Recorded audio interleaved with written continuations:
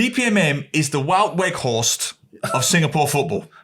You look at him. Every time you must put Wout Weghorst. Every time I must bring in Wout Weghorst. You look at DPM and go, why are you there?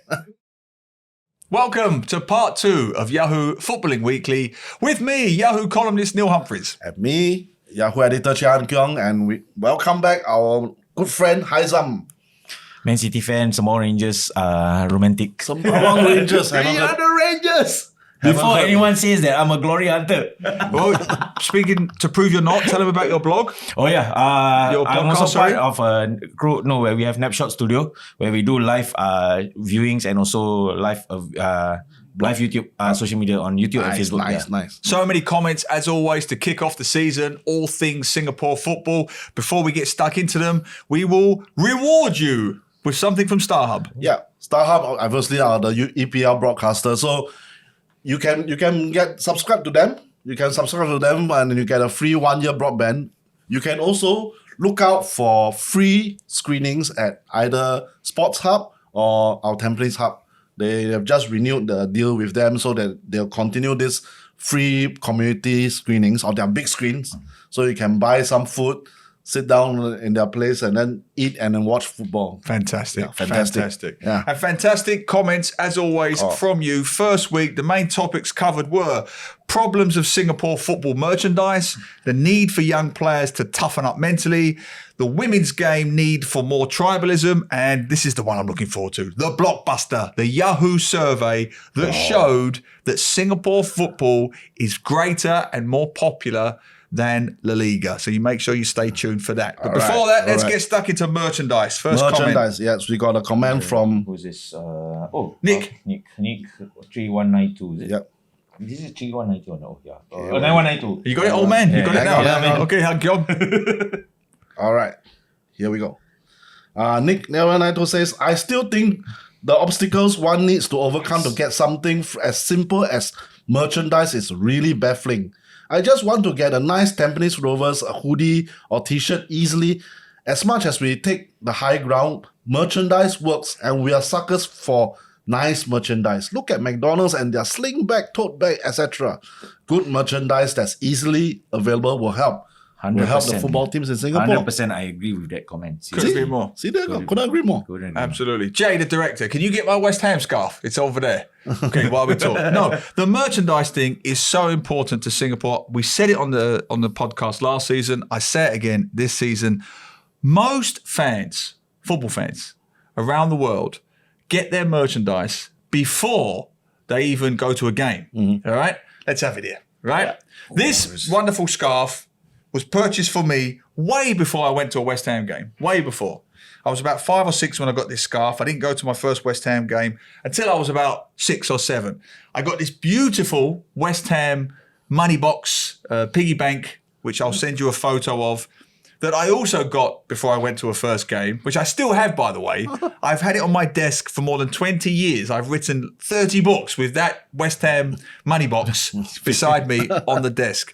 The point being, the merchandise is that initial tactile connection to your club. We don't always get to a game, but we can get to a mall, we can get to a shop, and we can buy the merch. Yeah, and all the more that we used to grow up with British football, we couldn't obviously go to England to watch the matches, and then that's why we bought all the merchandise. Peninsula Plaza was a hot place to be in the 90s. You know, like before online shopping came into board. Like you want to get football team kit, La Vanita. You go to Peninsula Plaza. You go to Queensway. I remember. So like I think I agree with Neil in terms of like when you have merch from the club, fans will feel that affinity to the club, but the fact is that somehow the clubs are not doing well in terms of the merch.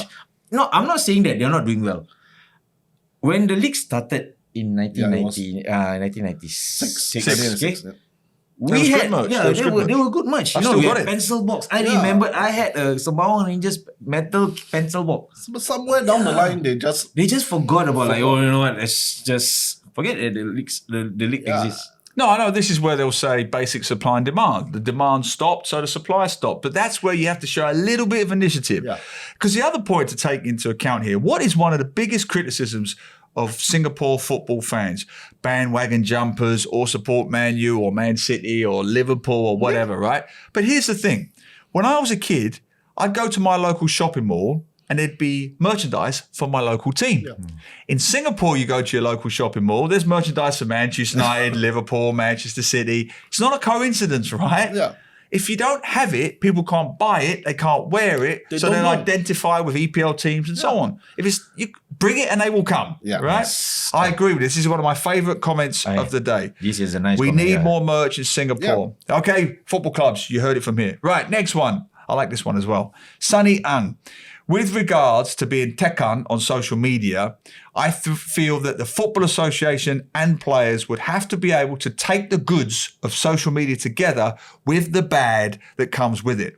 This follows up on a comment I made last week that, as I said to Shashi Kumar, I'm not sure about sending a second-tier team to the Asian Games just to get whacked in every game. What's the point? What would they benefit from it? Sunny says, perhaps sports institutions should develop athletes' mental fortitude as well as the physical aspects in order to prepare them for this new digital world. I'd rather we push our boys into the deep end of the pool and let them experience the harsh conditions themselves and hope they emerge stronger rather than coming up with emergency babysitting measures every time there's a setback. Well said. What do you think? I think there's some truth in it, and I also think that players these days need a lot of babysitting. Strawberry generation. In all walks of life. In English Premier League as well. It's not unique to Singapore. Yeah, but I'm an old school fan, and I'm all for people putting themselves as a baptism of fire. It's only there where you can tell who are the ones you can trust to move up to the national team and take the pressures of being international football. You can say we don't want them to be be trash at the Asian Games, so we don't want to bring them to Asian Games as they say. But sometimes you need the baptism of fire. You need a tough competition, and then you can tell which are the players you might be able to trust who don't give up so easily, even after being trashed online or being trashed on the pitch. And finally, those are the players you pick for the national team. You see, the thing is that the phrase, you don't get diamonds out of, you get diamonds out of coal. If you don't pressurize these players, put them in the deep end of the pool, they will never learn. Because it feels bad to have to babysit just because, we just have to meet our KPI or just to save face. Why, I think this is like the second time that when you talk about the national team, it's always that knee-jerk reaction. The first time I remember that, the national team was disbanded. I think there was the AFC or Asian Cup. So they disbanded the team, and then lo and behold, the same players came back. And then this decision, you're not sending players to the Asian Cup. What good do we get when we decide to to play it safe? This just pop up in my head, like the San Marino national team. For the longest time, they have been the worst national team in Europe. In the world. But they did score one of the world's fastest international goals against England. Graham Taylor's England. Yeah, and I think I read somewhere that they moved one position up because of their coefficients or something. So the thing is that did their countrymen give up on the national team? No. They just split because that experience will definitely help them. And I think for Singapore football, what we need to have that mindset is that it's okay. If we lose, we learn from it, we'll be better. But I was going to say, I agree with both of you, 100%. And Sonny, thanks for the comment, Sonny.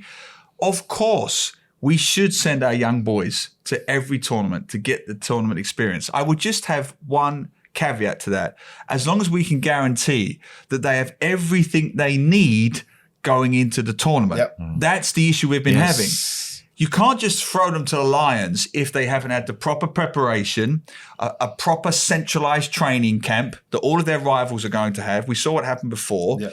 Proper diet, proper nutrition, proper sleeping habits, psychologists if they need them, sports psychologists if they need them. Everything basically that elite nations, let's be honest, take for granted now. We don't always have that. If we have everything in place, the young boys go out there and get smashed, they've got to take it. But if they go out there and get smashed and they didn't have everything in place, Then you can't really blame them, can onus you? is on the Exactly, that's my concern. Yeah. But that's my view. Sonny, great question. If you agree or disagree, send all of your comments to Yahoo Southeast Asia on YouTube, Yahoo SG, Yahoo_MY on Twitter, Yahoo SEA on TikTok. Okay, let's move back again to a popular subject, the women's game in Singapore. Women's game. They're going to get to the World Cup before the men. It's good they're getting more Yeah. traction. So Go-Kart SSG3550 has been giving a lot of comments on YouTube. He says, the local women's game has made inroads, but I feel the level of tribalism still lags behind that of the men's game. The local women's league needs to build up a stronger rivalry between their teams. And also, who are the stars and faces of the league? Which team, if any, is the pantomime villain? As for the national women's team, how many matches do they play each year in Singapore? So that fans who can generate a sense of tribalism can go and watch them play. This comes back to the FA. Again, this FAS onus is a bit on the FAS, but also you got to also take the first step. I mean, it's can't say, oh, no tribalism, no fun, then I don't go. 100%. You have to go first, like what you see, 100%. and then you try to support a team. And then if there's a rival friend who supports your team, there you go, tribalism.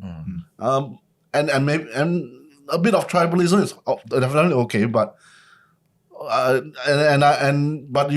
this all is not say we say, oh, there's no tribalism, then we don't do it. It's all up to you, I mean, from a personal level, one have to take the first step. Yeah. And I come back to the point, it's a balance. Like the FAS will also have to show more marketing to show that these teams exist. To be honest, if you were to ask someone like, hey, like there's a women's league, like, okay, like where's that publicity? It's like nowadays, like everything, there's social media. Promote the women's national team, promote the women's national league in a better light compared to what the SFP, the Singapore Premier Football League. But the problem is that it's always that been one-sided. Like, is this we got the S League, but the women's league get abandoned. Get kind of like neglected. No, I mean as fans, like if there is a football, I mean if you love football, it doesn't matter. You watch, the elites. You can watch a group of kids playing at the field. At a school field. If you love football, and women's football can have that sense of pride for fans who like, oh, I want to just watch football. Doesn't matter who's gonna play it, But then comes back to the owners of the FA to promote it, get the right parties to promote it, so that people will know. Like if there's no promotion, how are we supposed to find? Yeah, no, I agree. There's a bit of a chicken and the egg situation here, right? It reminds me of a department store when it shuts down. Everyone is so sad, right? When it's a Robinsons or a John Little, but it's like, well, if you went shopping there before, it would have closed down, right? Exactly. It's the same as the women's football. If you don't support it now, you can't complain if it does eventually shut down. Yeah. I agree with both of your points. The onus is on both FAS and the individual. I'm stealing this slightly from what's his name now? Craig Foster, the ex-Socceroo, top Socceroo pundit, who said something similar this week. Because obviously the Matildas are doing so well in Australia that they're saying this. They're having this conversation now. How do we keep the momentum? Where do we go from here? Very simple. If you want to support the women's game, your point, find your local team.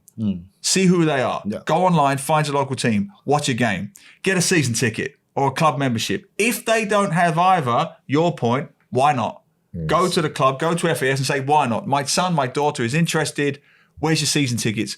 Where's your club memberships, right? This is marketing. Merchandise. I want a jersey. Yep. Where is it? Everything is if you don't have it, I can't wear it, right? Everything is connected. Correct. Yeah. It's all connected. So you've got to watch the game. That's on you. You've got to support it. That's on you. And then if things are not in place, then you're in a position of power to say, I want something back. You have to take the first step. I want club membership. I want merchandise. But as Han Keong says, you got to take the first step. Exactly. Yeah, I think the fine example that I can relate, I can bring it up is like Man City. Like Man City actually, okay, I'm sorry to bring this up. You're not comparing women's football in Singapore to because Manchester Man City City has a women's team as well. Yes. And they promote it as well on the same level. It's a good women's team. So you look at it, it's not there's no example of how the FA could market the women's team. Like if clubs in Europe can do that. Of course.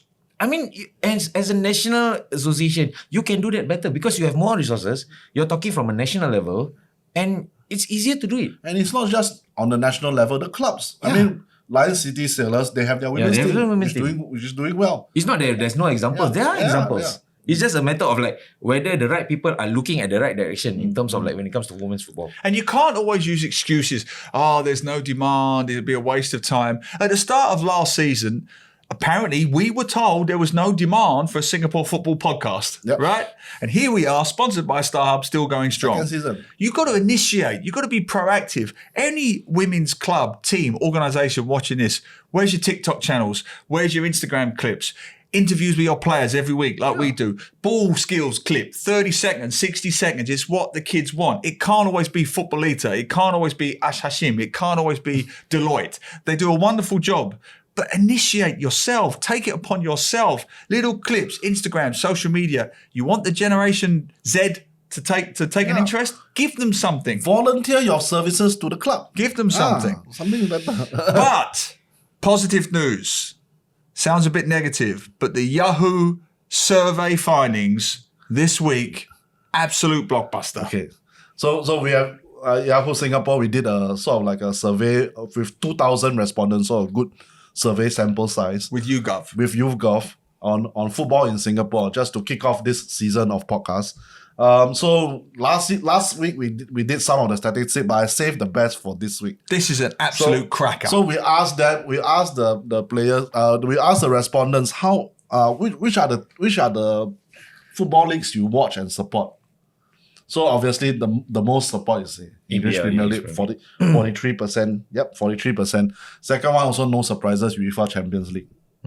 It's about 23%. But that's not 25, exactly, that's not league 25%. actually. So I was Yeah. thinking competition. Yeah, League competition, competition. So number three is the one that now, I also- bet you're already thinking La Liga, Serie A, Serie A, Liga, Bundesliga. yeah, Bundesliga. No, Singapore Premier League, understand, 18%, okay? Singapore Premier League is third. So if we want to compare, La Liga, fourth, 10%. Serie A, 8%. Bundesliga, 7%. Quite far behind Singapore Premier League. So Singapore Premier League actually stands about in between La Liga and English League and Euro Champions League. But it's third. It's the third most watched football competition in Singapore. I mean, it makes perfect sense to me. But to me, that's a positive, Aizam. Of course. If the thing is that there's still hope if you look at it. I mean, there are minority in Singapore who believes that Singapore football is still savable. You know, let's try to get this momentum. You know, and I think coming back to the owners, FA, your partners, if you remember that project that you guys, I don't want to bring that up. What is Unleash the Raw. Like, bring it to the masses. You know, make football accessible and affordable like it was in the 90s. Do not bring up this inflation thing, because at the end of the day, as a national association, you have the power to decide. Yep. You know, like Lion City Sailors are doing the right thing right now. You know, Except win the league. but Which we'll get to. We'll get to that. And you know, when we put this out on our Yahoo page, and then there were a lot of comments, snide comments as usual. You must be bluffing. I mean, how can Singapore Premier League be the third most? You all must be Kelong with FAS. La Liga language, Bundesliga language, Serie A language, and at least La Liga and Serie A, they have one team that dominates, Juventus and Real Madrid, Barcelona, and Bayern Munich. I think there's no drama that you can find. No. Yeah, in those leagues, maybe that's also a reason. But we don't know the reasons why why the Singapore Premier League Football League is actually third. But to me, it's not, once you get past the initial shock, wow, Singapore Premier League is more popular than La Liga and Serie A. It's not that surprising. No. As you said, language. Yeah. You've got that colonial past from watching the EPL that spills over into watching a predominantly English sport. I know there's Malay and Mandarin, but predominantly English. It's played at a decent hour, right? Correct. Serie A and La Liga are played in the early hours, and it's live. Yes. You can go and watch it in the flesh. So you have an element of tribalism. Yes, it's small and it's a work in progress, but you have all of that. And you can watch it every week for the most part. You don't have to go very far to see it. You can take a vested interest. What more do you want? I mean, and FAS, you're welcome. All right? Take these stats, use them. If I've got these stats, if I've got stats based on the Yahoo survey saying it's more popular than every other European league except the EPL, I'd be booking marketing meetings right now. Do something about this. Yeah. I think we have been going on like a broken record in terms of like the first step has to come from FA. It's like, I think the fans all are claiming like, look at the bigger picture. Like, you have fans, you have the minority fans who still believe in the football tribalism. As long as they get their act together, I think there's some way, there's always a chance in reviving Singapore football. Couldn't agree more. As always, let us know what you think. Okay, staying with the Singapore Premier League, the title race was effectively wrapped up this week. Another title for Albirex. Albirex, 6th title in 8 years. Okay,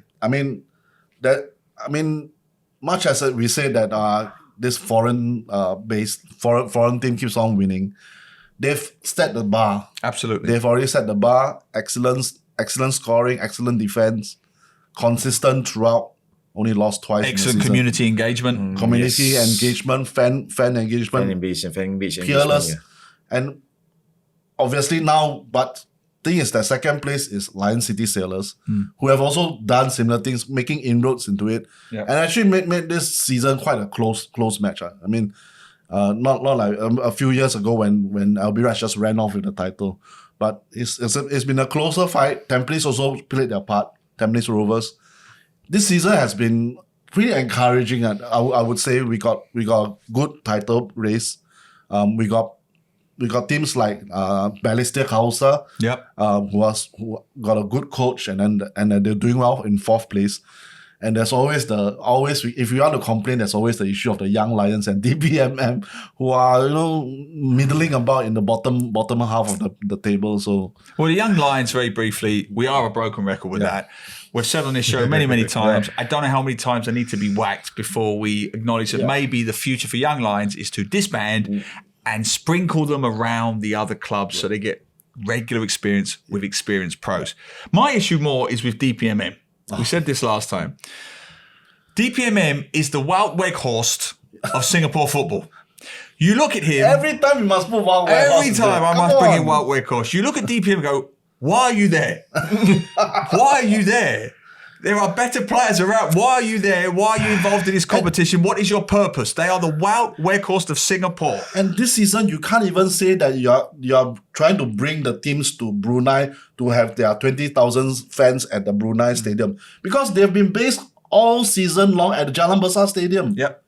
And it defeats the purpose of having the teams travel to Brunei to experience the crowd there. And it's going to bring up his Sembawang Rangers, it's going to bring up Woodlands Wellington, it's going to bring up the other teams. You're talking about Gombak United, you're talking about Woodlands Wellington, we're talking about Sembawang Rangers, we're talking about the Pioneers Club. It's like, what's the purpose of the DPMM? It's like, I said, I do not want to sound like a broken record about the things but we have to. We have to address the elephants in the room, not the elephant. It's the Wout elephant. Weghorst. Yeah. So you Young see, Lions.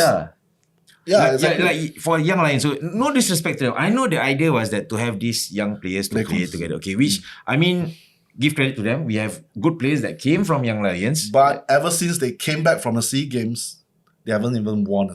They have lost every game. Is since that they right? came back from. Yeah. So you see that comes back to the point. Then what's the purpose of the Young Lions?